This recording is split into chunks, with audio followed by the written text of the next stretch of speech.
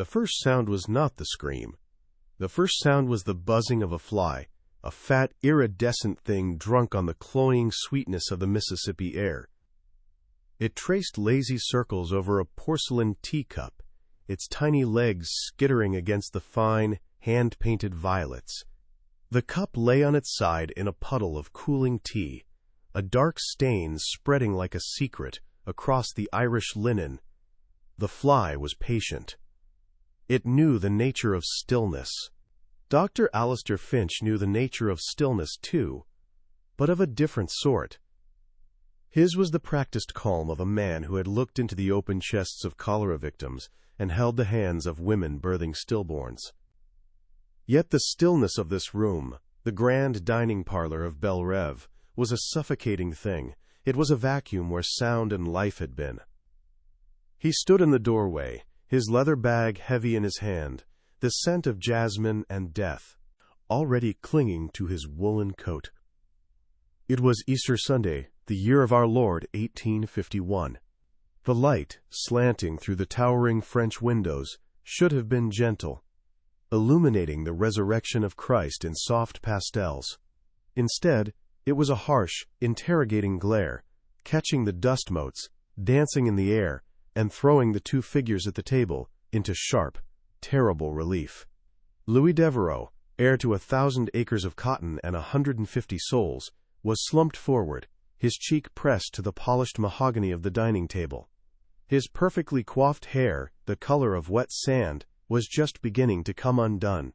A single, elegant fork had slipped from his grasp, its tines pointing toward a half-eaten slice of lamb.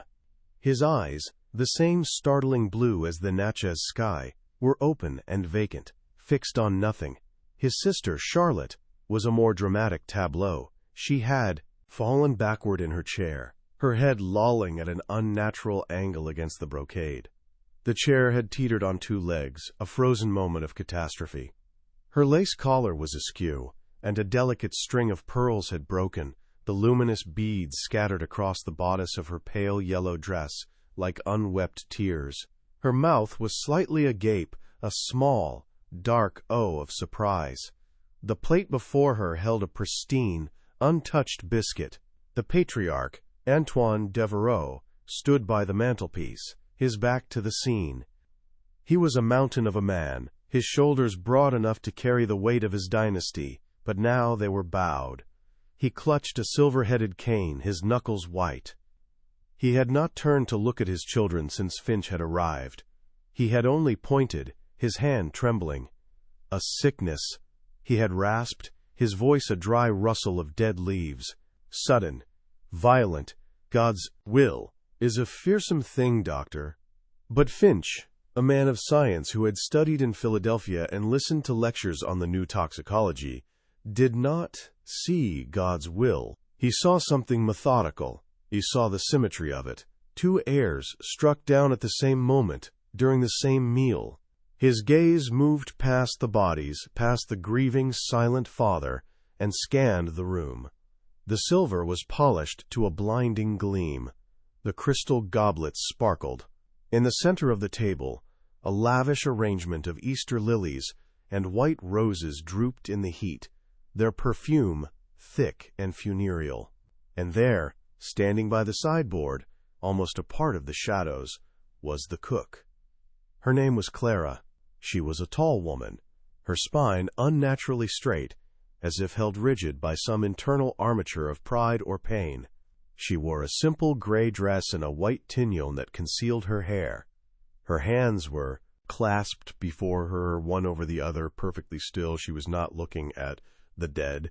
She was looking at Antoine Devereux's back. Her face, the color of rich, dark earth, was a mask. It was impossible to read, but her eyes were not vacant. They were ancient and deep, and held a terrifying luminescence, like the phosphorescence that sometimes glittered on the surface of the swamp at night. The fly, having explored the teacup, lifted into the air and made a new journey. It landed on the pale, motionless cheek of Charlotte Devereux. Alistair Finch watched it, a small, dark speck on a canvas of white death, and in that moment he felt a cold certainty settle in his gut. This was not sickness. This was not God. This was a sermon, delivered in a language only the dead could now understand. And the architect of that sermon was here, in this room, breathing the same poisoned air. The heat of a Natchez summer did not arrive. It descended. It was a physical presence, a wet, heavy blanket that smothered the landscape, bleached the sky to a milky haze, and drew the scent of decay from the rich, black soil. At Belle Rive, the plantation that sprawled along the bluffs overlooking the Mississippi, the heat warped the very air, making the distant slave quarters shimmer like a mirage. It seeped through the thick brick walls of the great house, wilting the ladies' corsages and making the men's starched collars feel like instruments of slow strangulation. In the days following the Easter tragedy, this heat became a character in the drama, a silent conspirator. It hastened what must be done with the bodies of Louis and Charlotte, forcing a swift, somber funeral. It shortened tempers, frayed nerves, and made the oppressive silence in the house even more unbearable. Alistair Finch found himself a reluctant, long-term guest. Antoine Devereux, a man broken but not yet shattered, had pleaded with him to stay. "To attend to my wife," he'd said, gesturing vaguely toward the upper floors where Isabel Devereux had taken to her bed, her grief a Gothic performance of swooning and laudanum. But Finch knew the real reason. Antoine, for all his bluster about God's will, was a man consumed by a new and terrible fear. Fear was an animal, and it had scented something unnatural in its territory. Finch spent his days in a state of watchful limbo. He would walk the grounds, the dust of the pathways soft as velvet under his boots. He observed the rhythm of the place. The morning bell, the long lines of enslaved men and women shuffling toward the cotton fields, their hose glinting in the sunrise. The overseer, a man named Miller with a sun-scorched face and colorless eyes, riding his horse along the rows, his presence a constant, low-grade threat. The midday horn, the smell of salt pork and cornbread drifting from the communal cookhouse.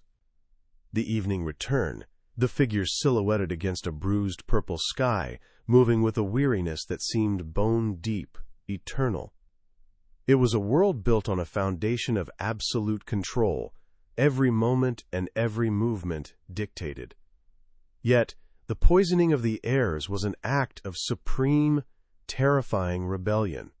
It was a dagger thrust into the very heart of that control.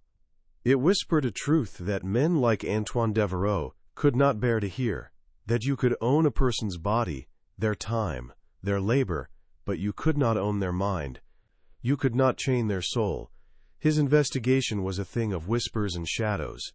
The official inquiry, led by Sheriff Brody, had been a farce. Brody, a man whose gut preceded him into every room, had come, sweated profusely, accepted Antoine's theory of a fatal ague, and left, content that the natural order, however tragically interrupted, remained intact. To suggest murder, especially murder by a slave, was to admit a rot in the system, a vulnerability no one wanted to acknowledge. So Finch became a medical detective, his senses his only tools. He thought back to the dining room, the lamb, the biscuits, the tea, a shared meal. He had managed, under the guise of medical curiosity, to take a small sample of the dregs from Louis's teacup. Back in his room, using a small spirit lamp and a few chemicals from his bag, he performed the rudimentary tests he knew. They were inconclusive, but the bitter, almond-like scent that arose when he heated the sample, it was familiar. It tickled a memory from a medical text. Cyanide. Or something like it. A poison found in nature. His walks became more purposeful. He began to study the flora of Belle Rive. The grand gardens surrounding the main house were Isabel Devereux's pride, a riot of carefully curated color, roses, azaleas, camellias. But it was at the edges, where the manicured gardens bled into the untamed wilderness, that his interest lay. He skirted the slave quarters, a neat row of whitewashed cabins that seemed to bake in the afternoon sun. Behind them, small garden plots were tended by the enslaved families, growing greens, yams, and herbs for their own use. And beyond that, the swamp began to encroach with its cypress knees and curtains of Spanish moss. It was there, half hidden by a tangle of muscadine vines, that he found it, a line of shrubs planted deliberately. They were beautiful, with long, spear-like leaves and clusters of delicate flowers, some white, some of fei-fei, pale, innocent pink. The scent was intoxicatingly sweet. He recognized them instantly. Nerium oleander. A plant so lovely, so common in southern gardens, that one could easily forget its other name, the Rose of Jericho, a name that hinted at resurrection and death. Every part of it, the leaves, the flowers, the milky sap, was a potent, heart-stopping poison. He stood before the oleander hedge for a long time, the sun beating down on his neck. The air was thick with the hum of insects. From the distant fields he could hear the faint, rhythmic chanting of a work song, a sound of such profound melancholy it felt like the voice of the land itself. He imagined a hand, dark against the green leaves, snapping a branch. He imagined the leaves being crushed, steeped, the deadly essence drawn out. An invisible weapon, hidden in plain sight. His gaze drifted back toward the great house, its white columns gleaming like bone in the sun, and his thoughts, inevitably, settled on Clara. He saw her every day. She moved through the house with a silent, unnerving grace. She oversaw the preparation of every meal, her authority in the kitchen, quiet but absolute. The other house slaves, the young girl, Sarah, who served the table, the stooped old man, Joseph, who tended the fires, seemed to orbit her, their movements dictated by her slightest nod. They were afraid of her. Finch could see it in the way they avoided her eyes, in the way they flattened themselves against the wall when she passed. He tried to engage her in conversation. "The bread was excellent this morning, Clara," he'd say. She would incline her head, a barely perceptible movement. "Thank you, doctor." Her voice was a low, melodic murmur, but it held no warmth. Her eyes would meet his for a fleeting second, and in that second, he felt he was being measured, weighed, and dismissed. One afternoon, he found her in the kitchen garden behind the main house, her back to him, as she snipped herbs with a small pair of shears. The air smelled of mint and rosemary. "A beautiful garden," he said, approaching slowly. She didn't turn. "Mrs. Devereaux is particular about her seasonings. I was a student of botany once," he lied, hoping to find an opening. "I've been admiring the plants on the estate, the oleander, for instance, a striking flower." At the mention of the word, her hands stilled. For a single, charged moment, the snipping of the shears ceased. The silence stretched, filled only by the drone of a nearby bee. Then, slowly, she turned to face him. Her expression was unreadable, a smooth, dark stone. "Some pretty things are best left untouched, doctor," she said. Her voice was flat, a statement of fact, not a threat. They have their own way of speaking, a warning for those with ears to hear. She turned back to her herbs, the snip-snip of the shears resuming its steady, methodical rhythm. Finch stood rooted to the spot. He had come seeking a clue and had been given a parable instead. A warning. He felt a chill, despite the oppressive heat. He was an outsider here, a man from a world of knowable facts and logical deductions, and he had just stepped into a place of ancient secrets, where justice and vengeance grew side by side in the garden, and where the prettiest flowers sang the deadliest songs. The river was a constant presence, a muddy, brooding god.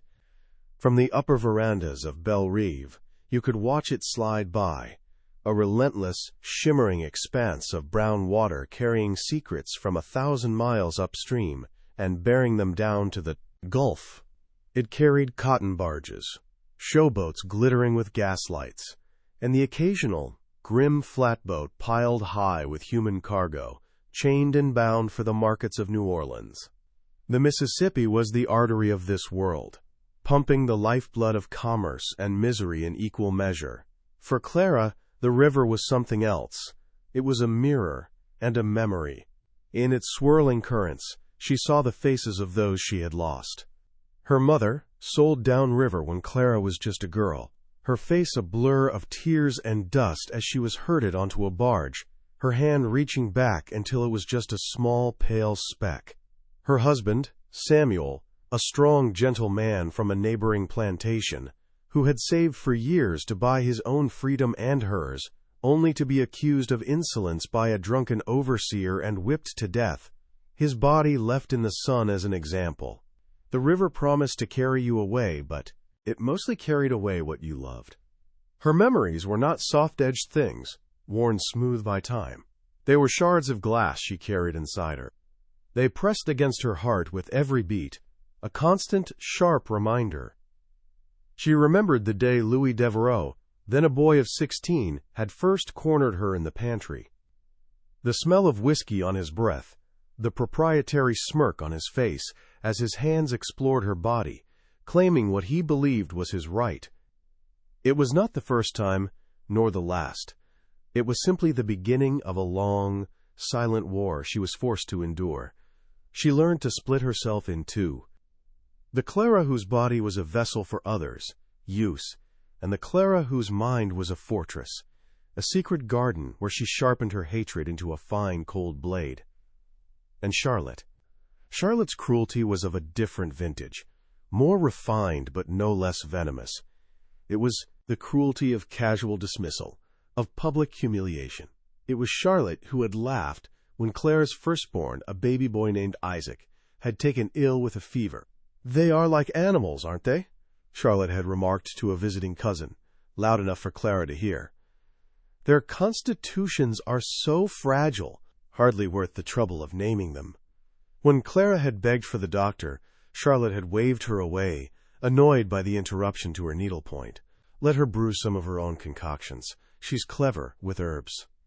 Isaac died 2 days later, his small body burning with a fire no herbs could quench. Clara had buried him herself, in the small, unofficial graveyard behind the slave quarters, under a cypress tree draped in moss that looked like a weeping old man.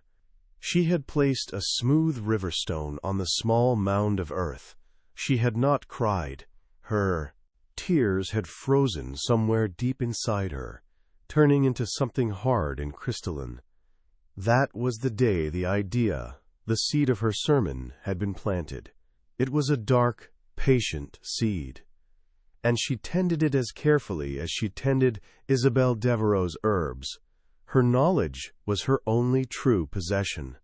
It had been passed down from her grandmother, a woman brought over from the Senegambia region, who carried Africa in the cadence of her voice and the wisdom in her hands. She had taught Clara the language of the green things, which leaves could soothe a fever, which roots could ease a woman's labor, which berries could calm a troubled mind, and which, when prepared with care and respect, could stop a heart. "Everything has its purpose, child," her grandmother had told her, her fingers tracing the veins on a sassafras leaf. "The Creator put no useless thing on this earth. But you must know its spirit. Some spirits heal, some protect." The oleander was a spirit of fierce protection. Clara had watched the shrubs for years. She knew their cycles, knew when the poison in their leaves was most potent. She had begun to harvest them in the dark of the new moon, taking only a few leaves at a time from different plants, so their absence would not be noticed. She dried them slowly in the rafters of her small, clean cabin, hidden among bunches of thyme and lavender.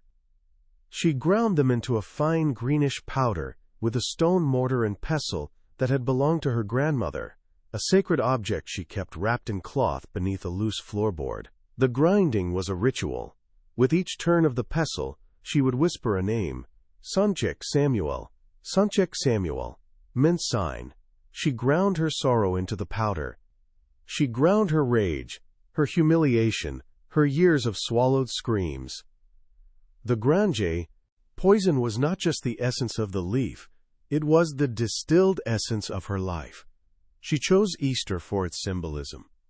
The day of the Lamb, the day of resurrection. The Devereaux would be celebrating their salvation, thanking their Pale, forgiving God for their riches, their comfort, their power. All of it built on the bedrock of black suffering. She would offer them a different kind of communion, a final sacrament. On that morning, she had risen before the sun, as always. She moved with a preternatural calm. The kitchen of the great house was her kingdom.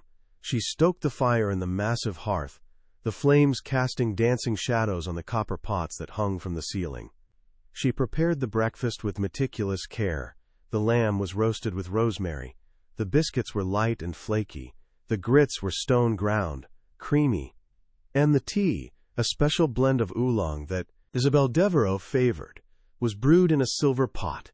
She had measured the powder with the precision of an apothecary, not enough to be immediately obvious, to make the tea taste foul. Just enough. A small, lethal whisper in the cup. She knew who sweetened their tea and who did not. Louis, with his sweet tooth, took 2 spoons of sugar. Charlotte, ever conscious of her figure, took none. Her father, Antoine, drank coffee, black and bitter. Her mother, Isabel, was already taking her breakfast in bed, a habit of performative fragility. The delivery was perfect, a judgment tailored to its recipients. As she carried the tray into the dining room, her heart was a cold, steady drum. She did not feel fear or triumph.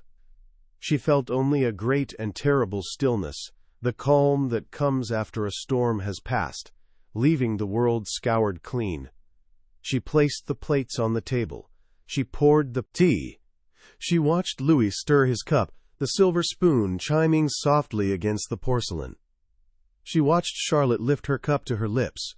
Then she retreated to her post by the sideboard, clasped her hands, and waited for the sermon to begin. She was no longer just Clara, the cook.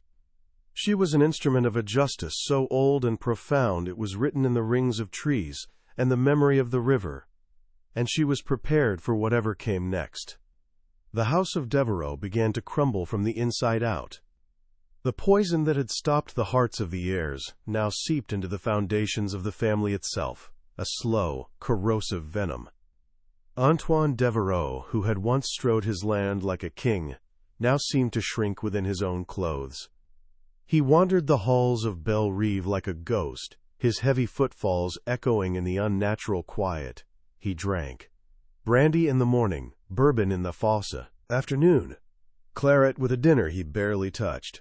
The alcohol softened the sharp edges of his grief, but sharpened his paranoia into a razor.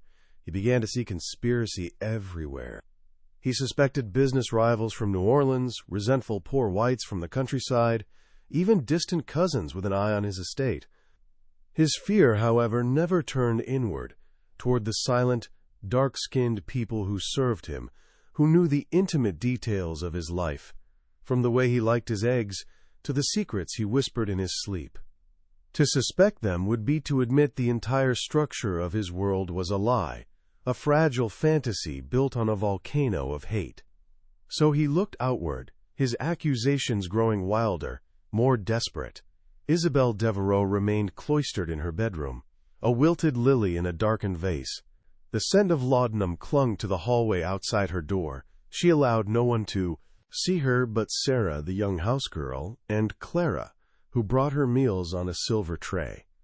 Finch, in his capacity as her physician, was granted brief audiences.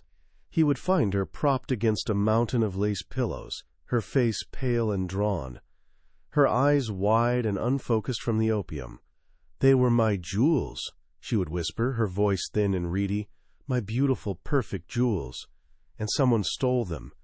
She would clutch his hand, her own as cold as marble. "Find him, doctor. Find the monster who did this." Finch would murmur reassurances, check her pulse, and retreat, the cloying sweetness of the sick room filling his lungs. He knew the monster was not some external force. The monster had been born and bred within the very walls of this house. His own investigation had become a dangerous obsession.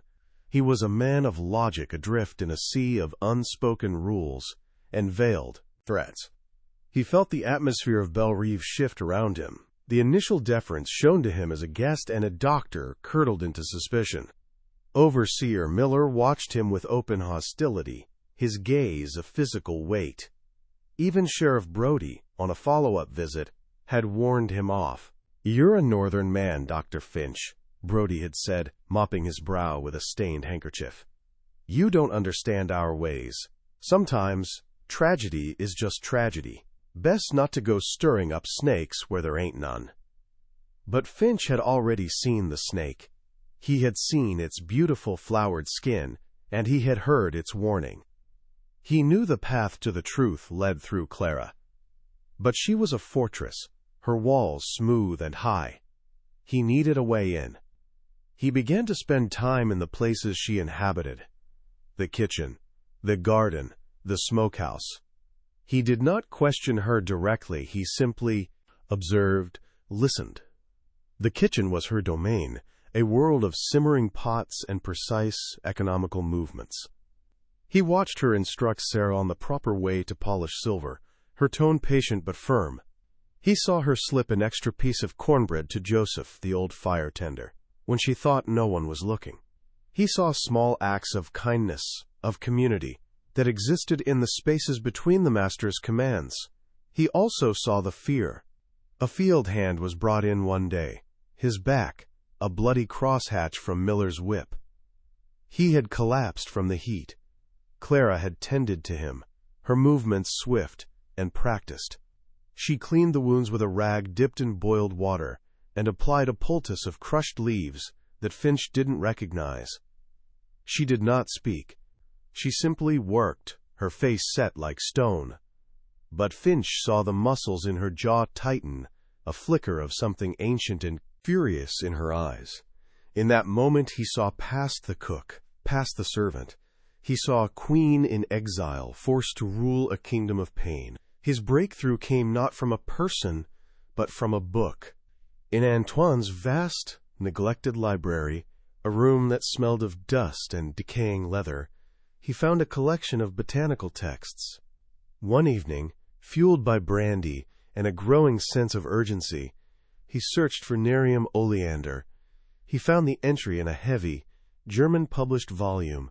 It detailed the plant's origins, its beauty, and its toxicity.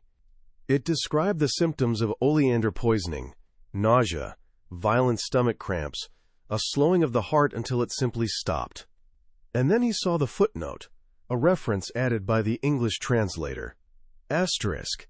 In parts of the American South, the plant is colloquially known as slave's revenge, as its commonality in gardens and the difficulty of tracing its poison in the bloodstream have, on rare occasions, made it the alleged weapon of choice for rebellious servants. The words seemed to leap off the page. Slave's revenge. It was not just a plant. It was a symbol, a tradition, a whispered legend of resistance. This was not a singular act of madness. This was an inheritance. Armed with this new understanding, he approached Clara again. He found her at dusk, standing by the fence that separated the manicured grounds from the slave quarters. She was looking out toward the river, a dark, motionless silhouette against the dying light. "I know what you did," he said, his voice quiet. It was not an accusation, but a statement of fact, an opening of a door. She did not turn or flinch. She simply continued to gaze at the river, as if his words were just another sound in the evening chorus of crickets and frogs. They called. "It fatal ague?" he continued, moving to stand beside her, though keeping a respectful distance. The sheriff was satisfied. Mr. Devereaux wants to blame his enemies in New Orleans. But the tea in Louis's cup, it smelled of bitter almonds. The symptoms, they matched precisely with poisoning from the oleander that grows by the swamp. He paused, letting the words hang in the thick, humid air. He could feel the immense weight of her silence. "In a book," he said softly. "In your master's library, they call it. Slave's revenge. A way of speaking, you said. A warning for those with ears to hear. I'm listening, Clara. I'm trying to understand. For a long time she said nothing. The sky bled from orange to deep violet. The first stars began to appear. He thought she would simply walk away, leaving him alone with his suspicions. But then she spoke. Her voice so low it was almost a part of the twilight. Understand? She said, and for the first time he heard the raw, unvarnished bitterness in her tone. It was the sound of earth cracking open from a long drought. You want to understand. You read your books, you look at your plants. You think you can piece it together like one of your medical puzzles. You cannot understand. She finally turned to face him. In the gathering darkness, her eyes seemed to hold their own light. You did not see my Isaac burn with fever while Charlotte Devereux laughed about the weakness of our constitutions. You did not feel Louis Devereux's hands on you, his breath like sour mash, reminding you that your body is not your own, that it is a field to be plowed at his leisure. You did not watch the man you love whipped until his skin hung in ribbons because he dared to look an overseer in the eye. That is not in your books, Doctor. Each sentence was a blow, striking him with a force he could not have anticipated. He felt the foundations of his own neat, orderly world begin to tremble. He was a man who believed in justice, in laws, in a system that, however flawed, aimed for a certain civility. But Clara's words came from a place beyond that system, a place where such concepts were a cruel mockery. What they did was not a crime in your world, she continued, her voice gaining a terrible, quiet strength. It was just business, the running of an estate. So my response, it cannot be a crime either. It is the balancing of a scale. It is a prayer answered. It was Easter, Doctor, a day of resurrection. My son, my husband, they cannot rise from their graves. But on that morning, something inside of me that had been dead for a very long time, it rose up and demanded a sacrifice. The confession, when it came, was not a plea for mercy or a cry of despair. It was a testament, a declaration of faith in a God of vengeance he had never known. He stood before her, speechless. The puzzle was solved. He held all the pieces. But the picture they formed was of a world so broken, so fundamentally unjust, that his own sense of right and wrong felt like a child's toy. He was a doctor. His oath was to preserve life. He was a citizen. His duty was to report a crime. But he was also a man, and he had just looked into the soul of a woman who had been to hell and returned with fire in her hands. "What will you do now, Doctor?" she asked, her voice calm, her gaze unwavering. "Now that you understand?" The question hung between them, more potent than any poison. The crickets chirped. The river flowed on in the darkness. And Alistair Finch understood that whatever choice he made, he would be complicit in a world that had long ago lost its way. The choice tormented him. Alistair Finch, a man of science and reason, found himself caught in a moral swamp as thick and treacherous as the one that bordered Belle Reve. To reveal Clara's secret would be to uphold the law of the land. But what was that law? It was a law that sanctioned the buying and selling of human beings, that codified rape as a master's privilege, that deemed the murder of a slave a mere trespass on property. To hand Clara over to that law would not be an act of justice. It would be the final, ultimate victory of the system that had created her. It would be to participate in the crime. And yet, to remain silent was to be an accessory to murder. 2 people were dead. They had been cruel, arrogant, complicit in a monstrous evil, yes. But they had been alive, and now they were not. He had seen their bodies, the vacant surprise in their eyes. Could any crime justify such a cold, calculated response? He paced the floor of his room at night, the arguments warring in his head, a sleepless, circular debate. He was a man trapped not between right and wrong, but between 2 different, irreconcilable kinds of wrong. His indecision created a fragile, dangerous stasis. He and Clara were now bound by their shared secret, two actors in a play no one else could see. A strange, silent understanding passed between them. When their paths crossed in the hallways of the great house, their eyes would meet for a fraction of a second, an acknowledgment of the terrible knowledge that hung in the air. He was her judge, her jury, and potentially her executioner, and she, in turn, was the keeper of a truth that had irrevocably shattered his comfortable worldview. But the world outside their secret could not remain static. Antoine Devereaux's grief was metastasizing into a vengeful rage. His frantic, outward-looking accusations had borne no fruit, and his suspicion, like a vine seeking purchase, began to creep inward, toward the house itself. Small things began to trigger his paranoia: a misplaced serving spoon, a conversation between two slaves that ceased abruptly when he entered a room. The very silence of his servants, once a mark of their good training, now seemed sullen, conspiratorial. The pressure began to build, a slow tightening of a screw.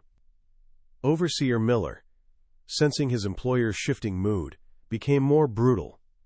The crack of his whip was heard more often across the fields. He conducted random searches of the slave cabins, looking for stolen food, homemade liquor, anything that could be construed as defiance. The air at Belle Reve grew thick with fear, a palpable, electric tension that promised to erupt into violence. Finch knew his time was running out. He had to act. But how? He considered helping Clara escape. The thought was madness. Where would she go? The woods were crawling with slave patrols, men who hunted human beings for sport and profit. The river was a thoroughfare, but to get on a boat heading north required papers, money, and a network of contacts he did not possess. To be caught meant certain death, not just for her, but for anyone who aided her. One evening, the tension broke. A young field hand, little more than a boy, was accused of stealing a side of bacon from the smokehouse. Miller dragged him before Antoine on the grand veranda. The boy, terrified, swore his innocence. Antoine, his face flushed with brandy and his eyes wild with grief, did not want innocence. He wanted a culprit. He wanted a release for the poison in his own soul. "I will have order in my house," he roared, his voice echoing across the lawn where the other slaves had been assembled to watch. "I will have respect. Make an example of him, Miller." Finch watched in horror from the doorway as Miller tied the boy to one of the veranda's massive white columns. The boy's pleas turned to sobs, then to raw animal screams as the whip fell. Finch started forward, a protest forming on his lips, but Joseph, the old fire tender, laid a trembling hand on his arm. "Don't, doctor," the old man whispered, his eyes filled with a lifetime of such scenes. "You can't stop it. You'll only make it worse." Finch stood frozen, a helpless witness. And then he saw Clara. She had emerged from the house and was standing on the far side of the veranda, partially hidden by the shadows of a potted fern. She was watching the whipping, her face completely devoid of expression, but her hands, at her sides, were clenched into tight fists, her knuckles white against her dark skin. She was not watching the boy. She was watching Antoine Devereaux. She was watching him feed his rage on the boy's pain, and in her eyes, Finch saw not fear, but a cold, absolute contempt. He saw the full, chilling justification for what she had done. She had not killed two people. She had lanced a boil, releasing a sickness that had been festering for generations. That night, Finch made his decision. He went to his room and wrote 2 letters. The first was to the sheriff in Natchez. It was a careful, clinical document. It detailed his suspicions of poisoning, his discovery of the oleander, and his amateur toxicological findings. He described the plant's local reputation as slave's revenge. He named no names. He implicated no one directly. But he laid out a trail of evidence that a competent investigator, or even an incompetent one, sufficiently prodded by a man of his standing, could not ignore. It was a formal request to reopen the case, a document that could not be easily dismissed. It was his duty to the law, a partial absolution for his conscience. The second letter was a single sentence on a scrap of paper. He folded it into a small, tight square. He waited until the house was deep in slumber, until the only sounds were the chirping of the night creatures and the distant, mournful hoot of a steamboat on the river. He slipped out of the great house, a shadow among shadows. He moved along the edge of the lawn, toward the slave quarters. The cabins were dark and silent. He found Clara's, the one set slightly apart from the others, and slipped the note under her door. He did not know if she was awake. He did not know if she would understand. He did not know if she would trust the warning of the man who held her life in his hands. He had done all he could. He had set two forces in motion, the grinding, impersonal machine of the law, and the desperate flight of a single human soul. Which would be faster, he did not know. He returned to his room and waited for the dawn. He did not pack his bag. He sat in a chair by the window, watching the eastern sky slowly lighten from black to gray. He felt a profound sense of exhaustion, as if he had run a great distance. He had come to Natchez to visit a cousin and study the unique fevers of the Mississippi Delta. He had stumbled instead into the heart of a darkness far more virulent than any disease. When the sun finally rose, casting long, searching fingers of light across the dew-wet lawn, it illuminated a world that was both the same and utterly changed. The bell would ring, the people would go to the fields, the great house would stand, gleaming and white. But a reckoning was coming. It was riding from Natchez with the sheriff, and it was fleeing into the cypress swamp, and it was sitting in a chair in a guest room, waiting to see what horrors the new day had resurrected. The morning broke, not with a scream, but with an unnatural, anticipatory quiet. The usual rhythms of bell revel were suspended. The morning bell did not ring. The kitchen remained cold and dark. Sarah, the young house girl, had discovered Clara's cabin empty, the door ajar, the cot inside unslept in, and had run to the great house in a panic.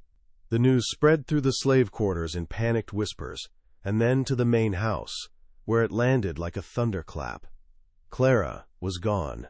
Antoine Devereaux, roused from a drunken sleep, flew into a rage that was terrifying in its impotence. He stormed through the house, bellowing her name, as if she might be hiding in a closet or under a bed. He seemed incapable of grasping the truth, that a piece of his property, a woman he believed he owned as surely as he owned the silver on his table, had simply vanished. It was an affront to the natural order of his universe.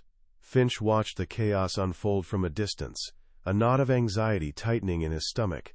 Had his note been found? Had he inadvertently sealed her fate, instead of enabling her escape? He had gambled on her intelligence, on her instinct for survival, and now he could only wait for the outcome. Sheriff Brody arrived by mid-morning, not with the investigative seriousness Finch had hoped for, but with the weary annoyance of a man whose peaceful day had been disturbed. He was accompanied by 2 deputies and a pack of hounds, their lolling tongues and impatient whining adding to the general sense of disorder.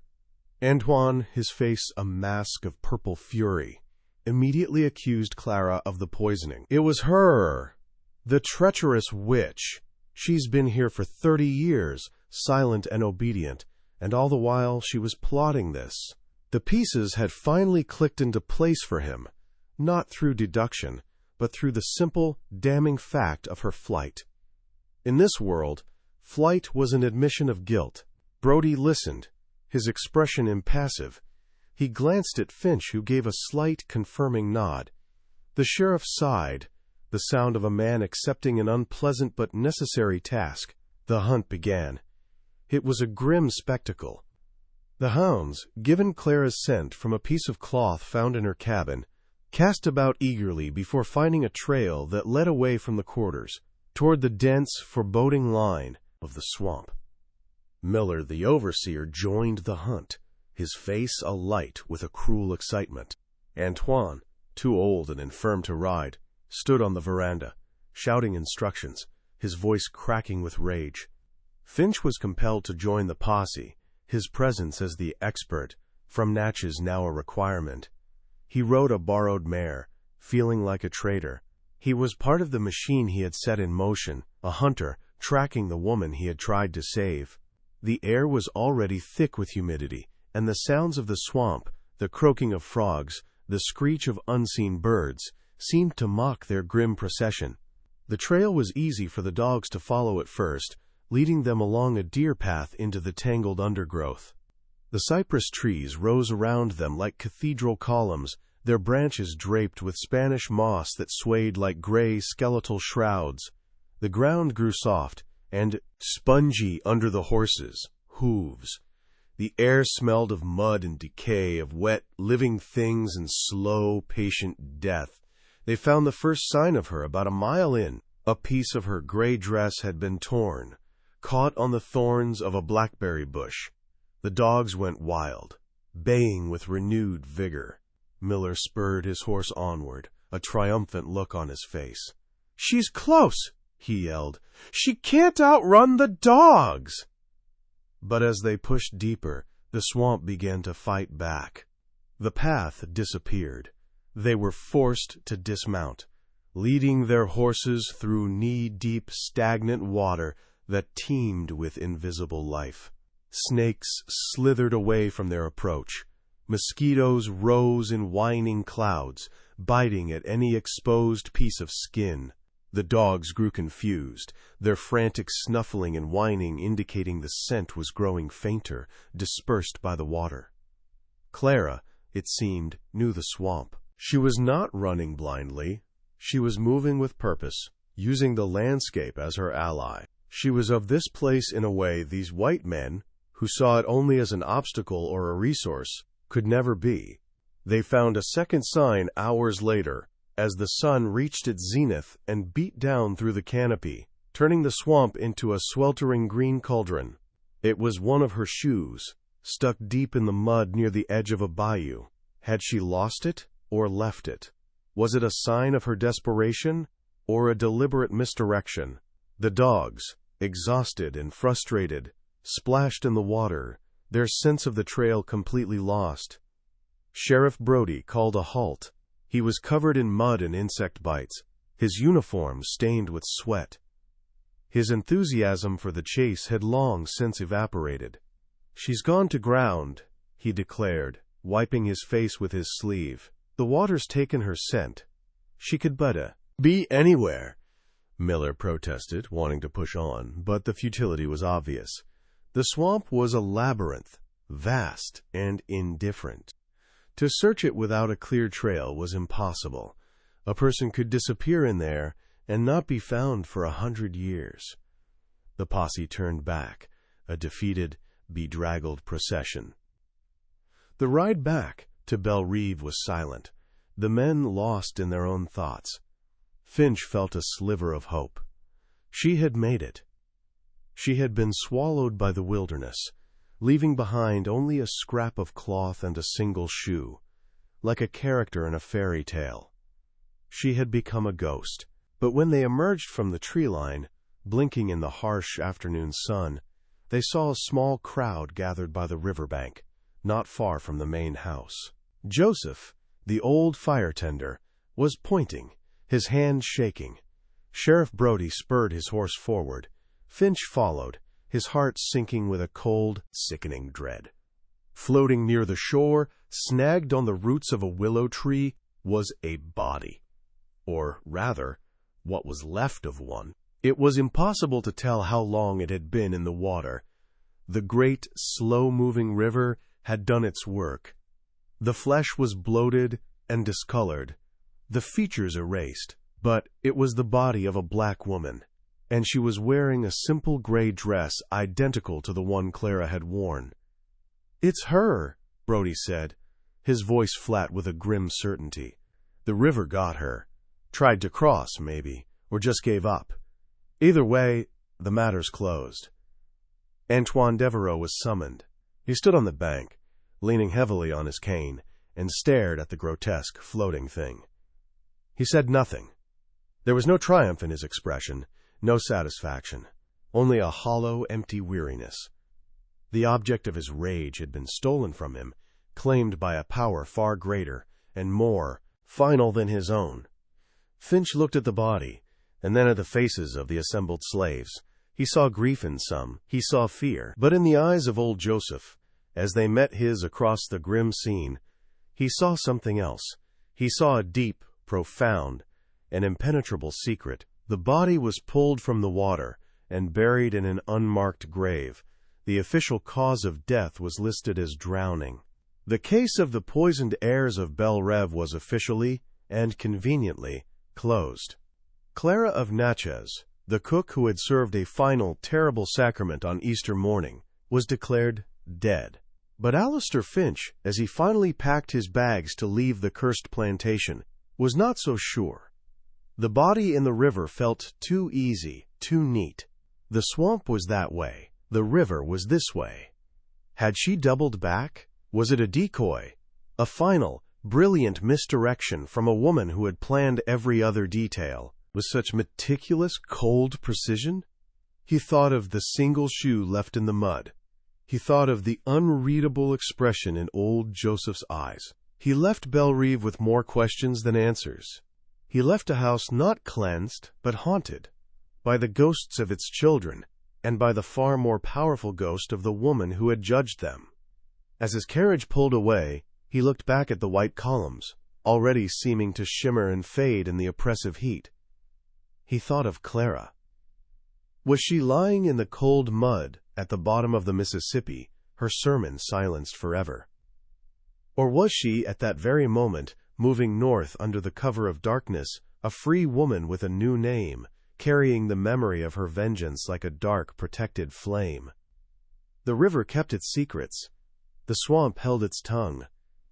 And Clara, whether as a corpse or a phantom of hope, had passed into legend. Epilogue. 30 years later, 1881.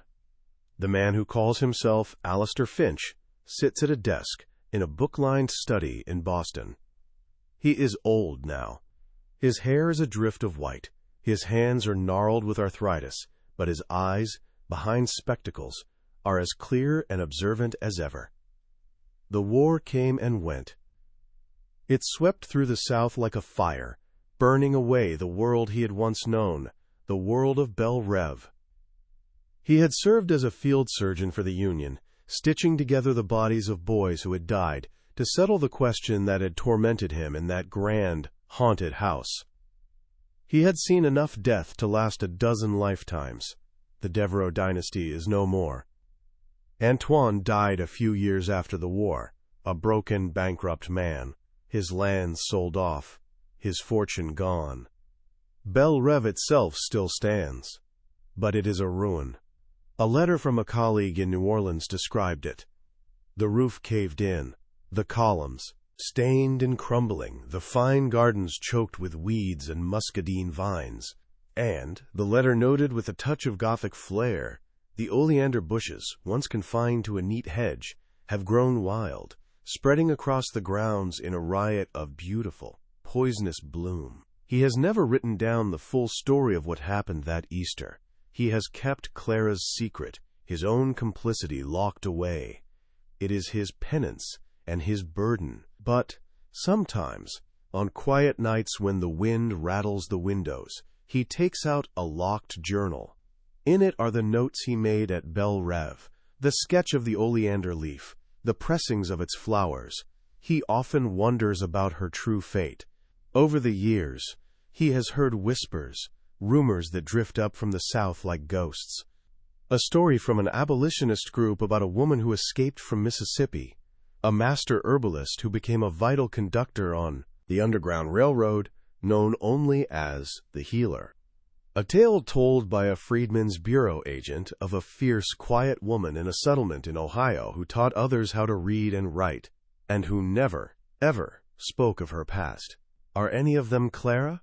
Or are they just stories, born of the desperate need for heroes in a world that had so few? He prefers to believe the latter. He prefers to think of Clara not as a single person, but as an idea. She became a story whispered in firelit cabins, a legend passed down from mother to daughter.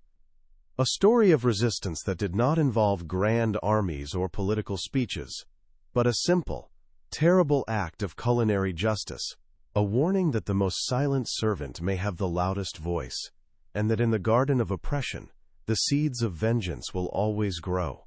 He picks up his pen, dips it in the ink, and turns to a fresh page in his journal. He looks at his own reflection in the dark glass of the window.